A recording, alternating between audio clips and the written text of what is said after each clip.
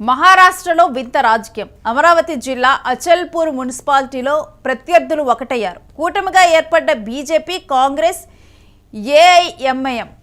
అచల్పూర్లో మొత్తం 41 సీట్లు ఉన్నాయి. కాంగ్రెస్ 15, బీజేపీ 9, ఏఐఎంఐఎం 3, స్వతంత్రులు 10, ప్రహార్ జనశక్తి 2, ఎన్సీపీ 2 స్థానాల్లో గెలుపొందింది. 3 పార్టీల పొత్తుపై ఇప్పుడు జనంలో భిన్న అభిప్రాయాలు వ్యక్తమవుతున్నాయి.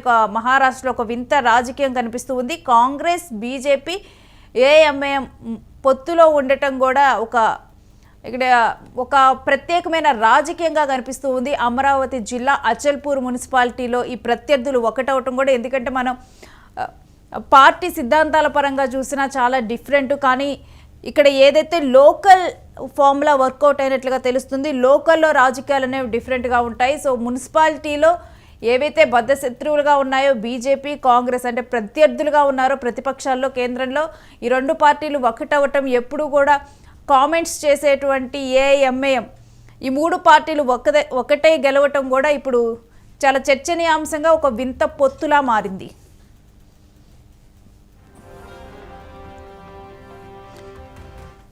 ఇక ఇదే అంశానికి సంబంధించిన డీటెయిల్స్ మా ప్రతినిధి అర్జున్ అడిగి తెలుసుకుందాం. అర్జున్, మహారాష్ట్రలో అచల్పూర్లో ఒక వింత పొత్తు, ఒక కొత్త రాజకీయం కనిపిస్తుంది. నేను మహారాష్ట్రలో ఒక వింత రాజకీయం అనుకోవడం కన్నా ఒక సెన్సేషనల్ రాజకీయం కూడా అనుకోవచ్చు. ఎందుకంటే బద్ధ శత్రువులు బీజేపీ, కాంగ్రెస్, ఎంఐఎం 3 పార్టీలు, 3 తీరులు, 3 పార్టీల సిద్ధాంతాలు వేరు, సైద్ధాంతికంగా విభేదాలు ఉన్న స్థానిక ఎన్నికల్లో కలిసి ఏదైతే మున్సిపల్ చైర్మన్ పదవి, తర్వాత మున్సిపల్ చైర్మన్ లో ఉండే కమిటీ పదవులు కూడా 3 పార్టీలు పంచుకున్నారు. అటు కాంగ్రెస్, ఇటు బీజేపీ, ఇటు ఎంఐఎం 3 పార్టీ నేతలు కలిసిపోయారు. క్షేత్రస్థాయిలో నాయకత్వం ఏదైతే కింది స్థాయిలో ఉన్న నాయకత్వం ఏదైతే ఎన్నికల్లో పార్టీలు చూస్తాం, ఎన్నికల తర్వాత అభివృద్ధి పైన దృష్టి పెడతామంటూ ఒక రకమైన వ్యాఖ్యలు చేస్తున్నారు. ఇక్కడ అమరావతి జిల్లా, మహారాష్ట్రలో అమరావతి జిల్లా అచల్పూర్ మున్సిపాలిటీలో ప్రత్యర్థి పార్టీలు ఉదయం లేచినప్పటి నుంచి సైద్ధాంతికంగా విమర్శించుకుంటే బీజేపీ, కాంగ్రెస్, ఎంఐఎం 3 పార్టీలు వేరు కోణాల్లో వేరు విధంగా విమర్శలు చేసుకుంటారు. అటు మైనారిటీ కోణంలోను, ఇటు హిందుత్వ కోణంలోనూ, మరోపక్క 2 పార్టీలు తమకు శత్రువు అంటూ కాంగ్రెస్ పార్టీ నేతలు కూడా పలుమార్లు వ్యాఖ్యానించిన విషయాన్ని మనం గతంలో కూడా గమనించారని ఇప్పుడు ప్రధానంగా కూటమిగా ఏర్పడ్డారు. అచల్పూర్ మున్సిపాలిటీలో బీజేపీ, కాంగ్రెస్, ఎంఐఎం కూటమిగా ఏర్పడ్డారు. అచల్పూర్ మున్సిపాలిటీలో మొత్తం 41 సీట్లు ఉన్నాయి. అందులో కాంగ్రెస్ 15, బీజేపీ 9, ఏఐఎంఐఎం 3, స్వతంత్రులు 10, ప్రహార్ జనశక్తి 2, ఎన్సీపీ 2 స్థానాల్లో గెలిచింది.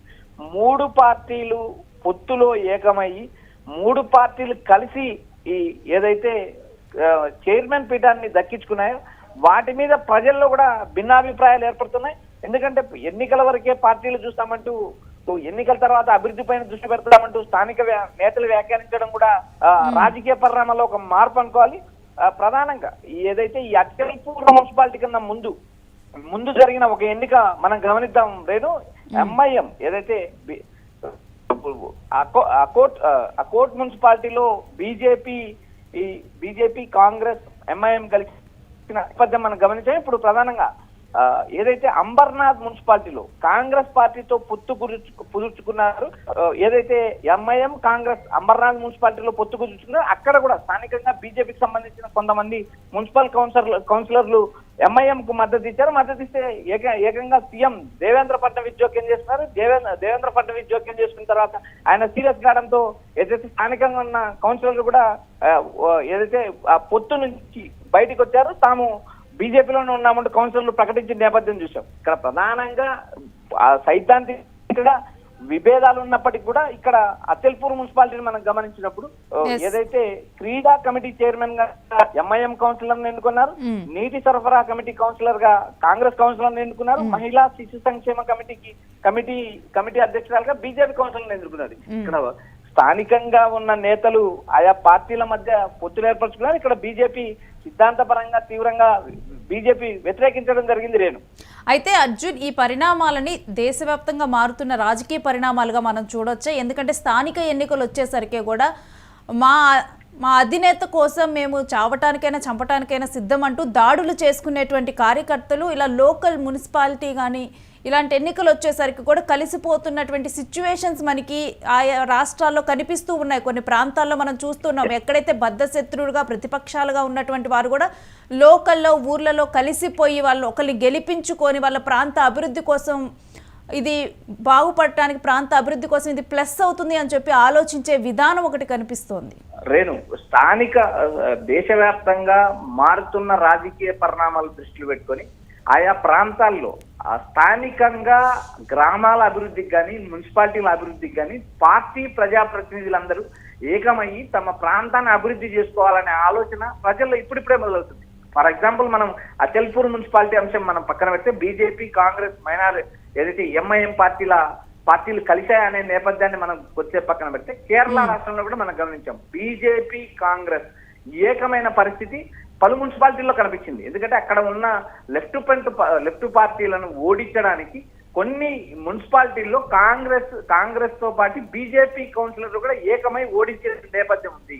మరొక తిరువనంతపురం వ్యవహారాన్ని మనం మేయర్ గమనించినప్పుడు తిరువనంతపురం మేయర్ బీజేపీ గెలిచింది. బీజేపీ గెలవడానికి కాంగ్రెస్ పార్టీకి సంబంధించిన కార్పొరేటర్లే తెర వెనుక ప్రయత్నాలు చేశారు. అక్కడ ఉన్న స్థానిక ఎంపీ శశితరూర్ కూడా బీజేపీకి ఇండైరెక్ట్ గా మద్దతు ఇచ్చారంటే అనే అంశాలు కూడా మనం చూసాం. ఇక్కడ మహారాష్ట్రలో పలు చోట్ల స్థానిక ఎన్నికల నేపథ్యంలో కాంగ్రెస్, బీజేపీ, ఎంఐఎం పొత్తు పెట్టుకున్న నేపథ్యం చూసాం. కాంగ్రెస్, బీజేపీ పొత్తు పెట్టుకున్న నేపథ్యం చూసాం. ఫర్ ఎగ్జాంపుల్ షిండే, ఏదైతే ఇప్పుడు ప్రస్తుతం మహారాష్ట్ర ఉప ముఖ్యమంత్రిగా ఉన్న షిండే రాజ్ ఠాకరేని గెలవడం జరిగింది. ఒక కండోలి మున్సిపాలిటీకి సంబంధించి ఏదైతే కార్పొరేషన్ ఎన్నికల కోసం ఏకంగా అన్నకు వెన్నుపోటు పొడిచి ఏదైతే ఉద్ధవ్ ఠాక్రేకి వెన్నుపోటు పొడిచి తిరిగి మళ్ళీ రాజ్ ఠాక్రే శివసేన షిండేతో కలిసిన నేపథ్యం కూడా మనం గమనించాం. ఎందుకంటే ఆ ప్రాంతంలో ఉన్న అభివృద్ధి అక్కడ ఉన్న స్థానిక ప్రజాప్రతినిధుల నేపథ్యం మేరకు ఆ పార్టీ అధిష్టానాలు నిర్ణయం తీసుకున్నాయి. కొన్ని ప్రాంతాల్లో బీజేపీ ఎంఐఎం కలిసినప్పుడు బీజేపీ అధిష్టానం ఆగ్రహం వ్యక్తం చేసిన తర్వాత పొత్తు నుంచి బయటకు వచ్చిన ఇండైరెక్ట్ గా మద్దతు ఇచ్చిన నేపథ్యం కూడా మనకి ఇస్తున్నాం. ఆయా ఏదైతే దేశవ్యాప్తంగా ఇది మారుతున్న రాజకీయ పరిణామాలకు ఒక సంకేతం అనుకోవచ్చు. ఎందుకంటే ఆ ప్రాంతం అభివృద్ధి ఏదైతే గ్రామ పంచాయతీలు కావచ్చు, మున్సిపాలిటీలు కావచ్చు, ఎంపీటీసీలు కావచ్చు, జెడ్పీటీసీలు కావచ్చు, లోకల్ ఎన్నికల వరకు పార్టీలు పక్కన పెట్టి ఏ పార్టీ గెలిచినా ఆ ప్రాంతాన్ని అభివృద్ధి చేసుకున్నామనే దృక్పథం ఇప్పుడిప్పుడే ప్రజల్లో మొదలవుతుంది. ఇది మార్పుకు సంకేతం అనుకోవచ్చు. Renu, right, stay with us Arjun. మీ దగ్గర నుంచి మరిన్ని డీటెయిల్స్ తీసుకుంటాం. ఇక అమరావతి జిల్లా అచల్పూర్ మున్సిపాలిటీలో ఒక అరుదైన పార్టీల కలయిక జరిగింది. BJP, Congress, MIM. ఎప్పుడూ కూడా ఎంఐఎం మనం ఎన్నికల్లో చూస్తే కనుక ఎంఐఎం ఇప్పుడు బీజేపీ మీద ఎప్పుడూ ఎంఐఎం కూడా కామెంట్స్ చేస్తూ ఉంటుంది. అసలు పూర్తిగా కూడా వీళ్ళ సిద్ధాంతాలు వేరు. హిందుత్వం సపోర్ట్ చేస్తుంది బీజేపీ. ఇక మరొక వైపు చూస్తే కాంగ్రెస్, బీజేపీ విధానాలు తప్పు అంటుంది కాంగ్రెస్. ఇలా మూడు పార్టీలు కూడా ప్రతిపక్షాలుగా ఉన్నటువంటి పార్టీలు ఇక్కడ కలవటం కూడా ఒక సెన్సేషన్గా మారింది. అచల్పూర్ మున్సిపాలిటీలో ఒక సెన్సేషన్ నమోదైంది. మూడు పార్టీలు కలిసి మద్దతు ఇచ్చుకొని గెలిపించుకోవడం.